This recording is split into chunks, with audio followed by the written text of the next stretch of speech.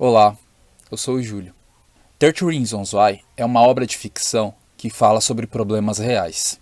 A série fala sobre estupro, abuso de drogas, suicídio, entre outros. E ao abordar esses assuntos bem delicados, a série quer que o público inicie um diálogo. Mas se você enfrenta um desses problemas na vida, esta série e este vídeo talvez não seja para você. É melhor assistir então com um adulto de confiança. Se você já sentiu que precisa de alguém para conversar, procure seus pais, um amigo, um responsável na escola ou um adulto de confiança. Ligue para um serviço de apoio emocional. Ou então, acesse o site abaixo, porque eu tenho certeza, assim que você começar a falar sobre isso, vai ficar muito mais fácil. E aí, estavam com saudades de mim? Não. Hoje eu acordei mais belo do que nunca, fala a verdade. Mas, Júlio, o que nós falaremos no vídeo de hoje? Bom, vocês já devem saber o que a gente vai falar, né? Porque você já viu na descrição do vídeo. Mas, só para gerar aquele conteúdo, vamos seguir o que tá aqui no roteiro, o que tá no script. Enquanto eu penso o que eu vou falar no vídeo de hoje, vocês façam um favorzinho. Eu peço encarecidamente que vocês se inscrevam no canal, deem um like, ative o sininho de notificação, beleza? Enquanto vocês fazem isso, eu fico aqui esperando, tá? Pode ir aí. Vai no tempo de vocês, tá? Bom, eu espero que vocês tenham feito isso, porque se vocês não fizeram, vocês vão ter 7 anos de azar. É tipo corrente do Orkut, sabe? Quando você não repassa, você vai ter 7 anos de azar. É bem assim que funciona. Entendeu? Então vem comigo. Hey, lindos e lindas! Olha nós aqui de novo. Mentira! Temos um assunto. E qual é ele? 13 Reasons Why. Ou os 13 porquês. Hoje nós vamos falar sobre a segunda temporada dessa série. E aí, estão preparados? Não. Mas vamos ao que interessa. Roda a vinheta, porque vai começar mais um vídeo.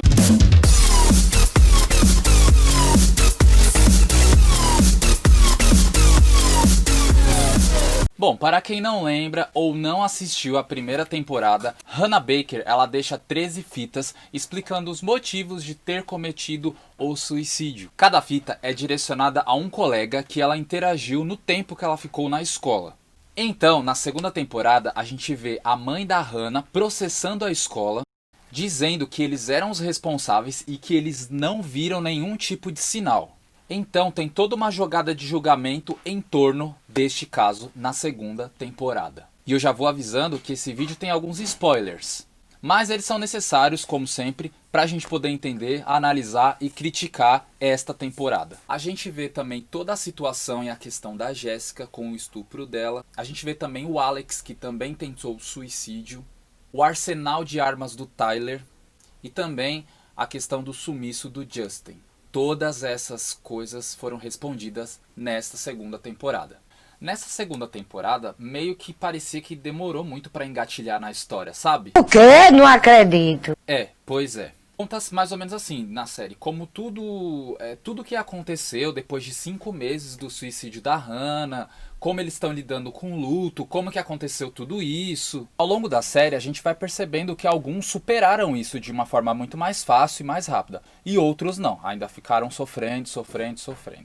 E isso deixou a série um pouco arrastada, sabe? Não somente a narrativa, mas a história num contexto geral. Eu senti isso e pelo que eu vi no Twitter, em grupos do Facebook, em páginas que eu sigo, na época a galera também sentiu isso, que deixou um pouco a desejar esta segunda temporada. Porque ela demorou muito, sabe, de pegar assim no gatilho, demorou, mas ela foi. Uma coisa que eu achei muito engraçada e até estranho ou diferente foi a participação da Hannah nesta temporada. Eles deixaram muito em evidência, sabe, a participação dela nessa temporada. Assim, eles quiseram deixar tanto a memória dela presente nessa temporada que às vezes eu tava assistindo e eu falava, pô, será que a Hannah tá viva? Porque parecia que ela tava viva. Mas ao longo da série você vai entendendo o porquê dessas aparições e o porquê da presença dela ser mantida nessa segunda temporada. Mesmo assim, eu ainda acho que deveria ter sido trabalhado assim de uma forma um pouco diferente. E não desta forma. É engraçado porque, tipo, a presença dela na série meio que atrapalhou o novo relacionamento do Clay com a Sky. Eu não gosto dos dois como casal. Eu não gosto dos dois como casal. Vamos deixar isso bem claro. Eles não têm química, não tem nada.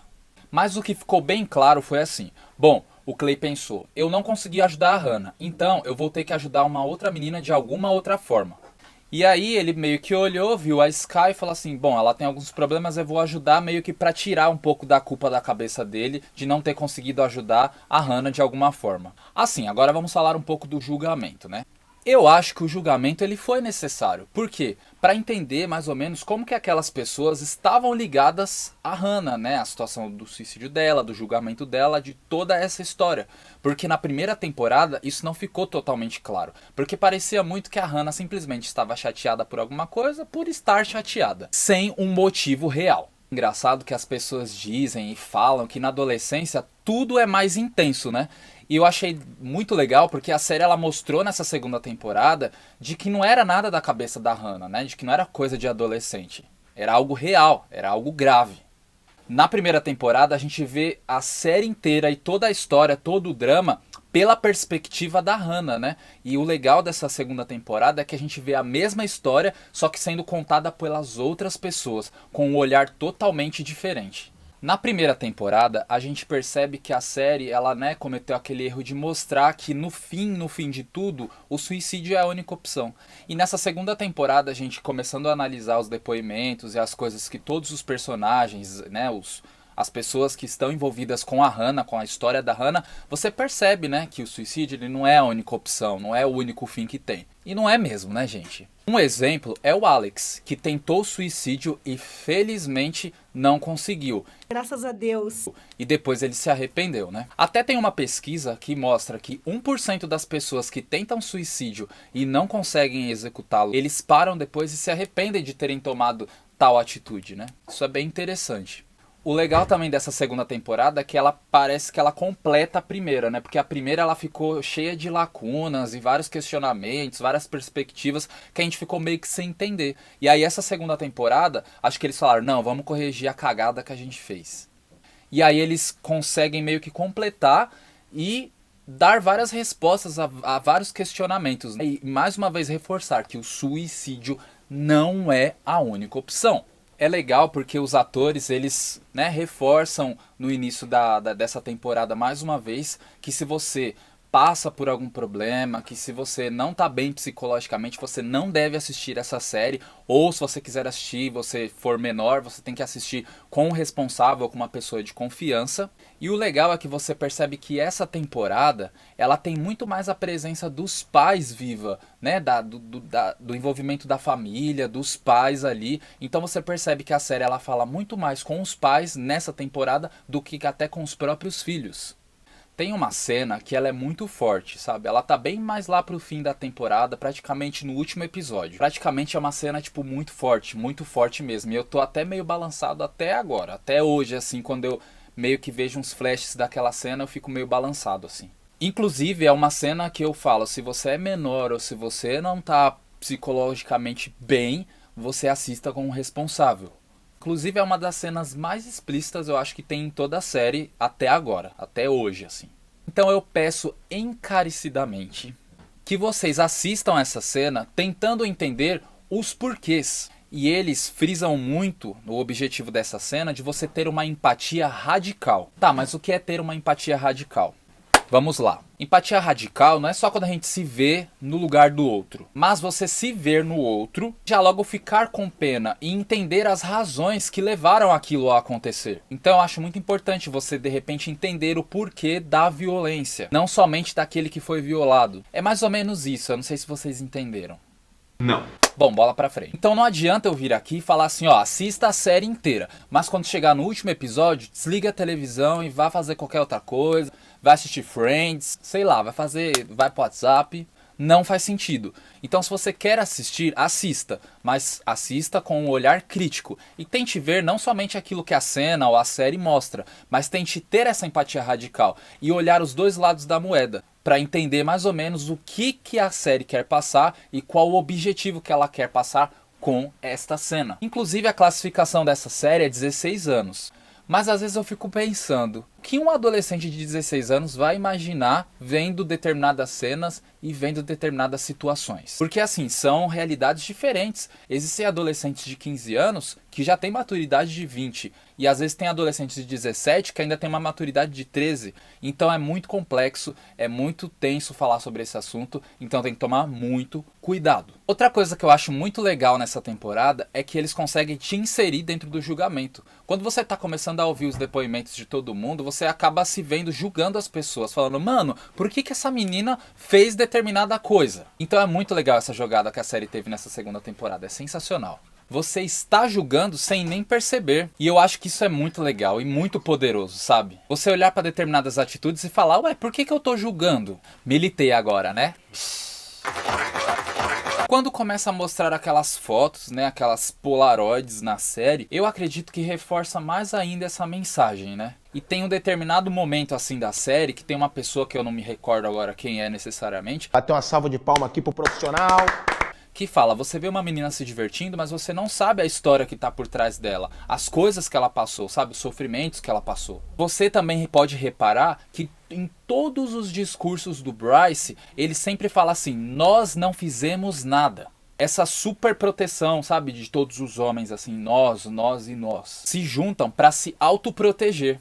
Ele sempre tá falando no coletivo, ele nunca está falando somente dele. É muito legal também você pegar essas questões para a nossa realidade. Quando a gente vê uma postagem ali meio solta no Facebook, no Twitter, a gente pouco se questiona com o que a gente vê, né? Será que a gente fala assim, será que realmente aquilo é o que a pessoa pensa de verdade? Você vai procurar além daquela postagem? Que afinal a gente tá falando de um tempo, né? De uma era que a gente faz textões, compartilha e se expõe sobre o título da matéria, né? E não sobre o corpo.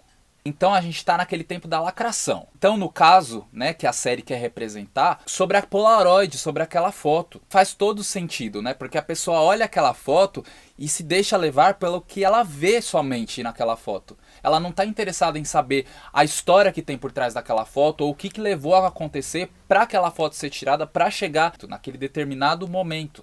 E aí eu acho que isso é interessantíssimo da gente trazer para os nossos dias de hoje também, porque às vezes a pessoa pega uma postagem aleatória, cria toda uma paranoia, cria toda uma história só por causa de um título ou de uma legenda de uma foto ou de qualquer coisa e já taxa aquela pessoa como a pior pessoa do mundo ou como uma pessoa que não serve para absolutamente nada. E você não sabe qual é a história que está por trás daquela pessoa, o que realmente ela é, o que realmente ela faz ou o que levou ela para fazer aquilo e para estar naquele momento fazendo aquilo.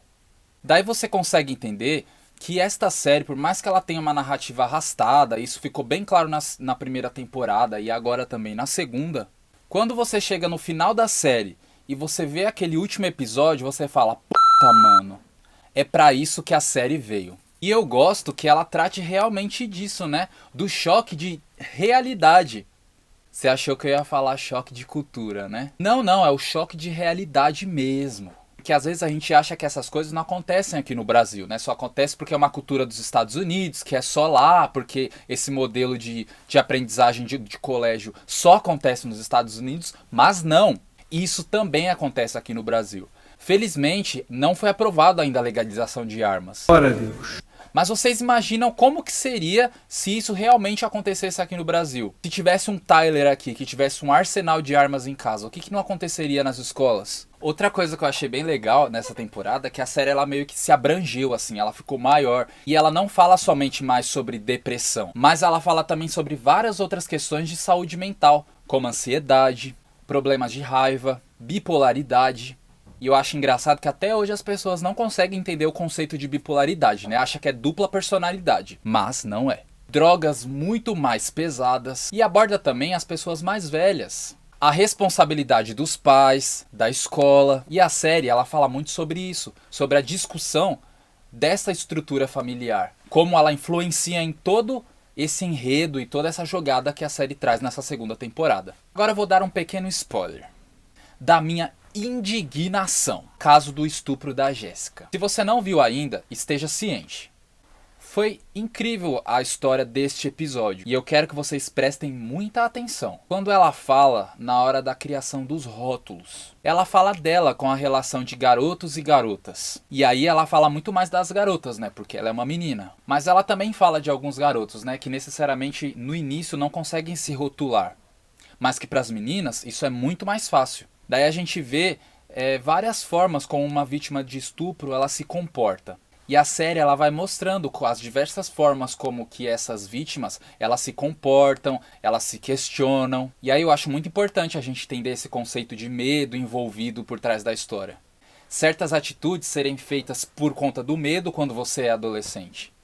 Ou por conta do rótulo, ou do status social. Outra coisa que eu achei bem diferente, assim, bem legal nessa temporada, é que eu fiquei, muito bravo na questão do julgamento da Jéssica, né? Porque, assim, tudo se resolve muito rápido. E aí eu falei assim, pô, mas e aí, não deu em nada? E aí eu fiquei muito bravo. Só que aí depois eu meio que vi, eu entendi que era isso e que tava tudo certo. E que esse era o objetivo da série. Você tem que ficar bravo da forma como foi resolvido, como tudo acabou. Primeira coisa que o juiz no julgamento do estupro dela, ele coloca como se a culpa fosse de ambos, porque ambos quiseram e ambos estavam cientes do que estava acontecendo. Mas na realidade não. A Jéssica não queria estar naquela situação. Daí você vê que é assim que na realidade as coisas são lidas no dia a dia. E aí você fica bravo. E aí você entende que a série quer que você fique bravo, porque na realidade é assim que acontece. Daí a gente vê que mesmo com os problemas de narrativa que a série tem, ela demonstra uma visão de jogo, de uma forma muito sincera e com muito realismo. E aí a gente vê que a gente está falando de uma série que retrata diversos fatos de uma realidade que existe. E que é baseada em fatos que estão presentes na vida dos nossos jovens e dos nossos adolescentes. Então eu acredito que essa cena ela é muito importante e ela é muito presente na vida de muitas pessoas. Para a gente parar, analisar, criticar e pensar o que pode estar acontecendo, o que a gente pode fazer para evitar diversas coisas e para essas coisas não acontecerem, para os nossos jovens não se perderem, as estruturas familiares, como elas estão, como elas podem ajudar para evitar diversas coisas. Muito pode ser feito para evitar finais como o da Hannah Baker, ou como o da Jéssica e de tantas outras meninas que sofrem abuso e assédio por aí. Bom, pessoal, é isso. Eu espero que vocês tenham gostado. Não. Em breve sai o vídeo falando sobre a temporada 3. É isso mesmo, temporada 3. R$3. Se você não deu o like, dá o like aqui embaixo, se inscreve no canal, compartilha o vídeo, ativa o sininho de notificação para toda vez que sair vídeo aqui no canal você ficar sabendo. Beijos e abraços, até a próxima.